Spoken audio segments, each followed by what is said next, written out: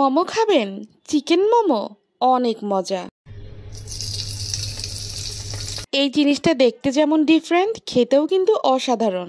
আর এই সসটা অনেক বেশি টেস্টি। প্রতিটা বাইটে হারিয়ে যাবেন স্বাদের রাজ্যে।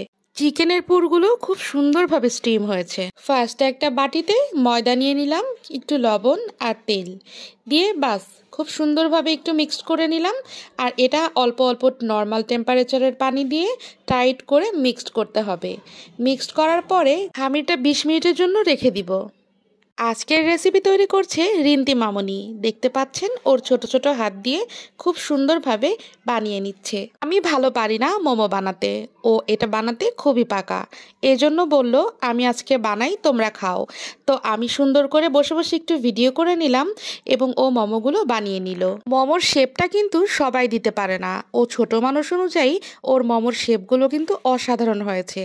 আমি কিন্তু একবার মোমো বানাতে গিয়ে এই রকম শেপ দিতে পারিনি। আমার হাজব্যান্ড দেখে অনেক হেসেছিল।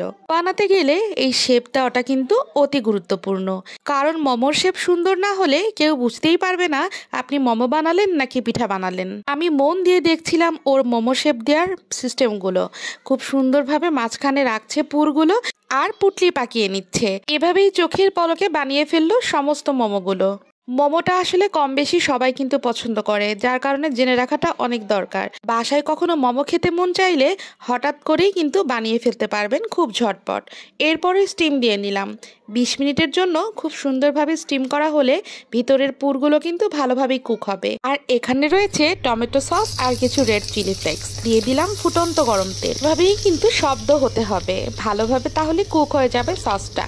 ভালোভাবে একটু মিক্সড করে নিলেই হয়ে যাবে। আর এই সসটাই মূলত টেস্টের একটা মূল উৎস।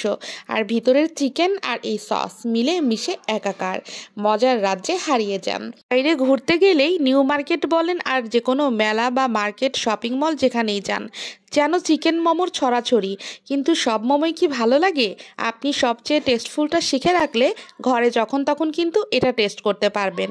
মোমো ট্রাই করেনি এমন মানুষ কম আছে, কিন্তু মোমো ট্রাই করতে গেলে কিন্তু একটা দুইটা খেলে ভালো লাগে না, অনেকটা ফুচকা টাইপের নেশা। সবাই ভালো থাকবেন, আল্লাহ হাফিজ।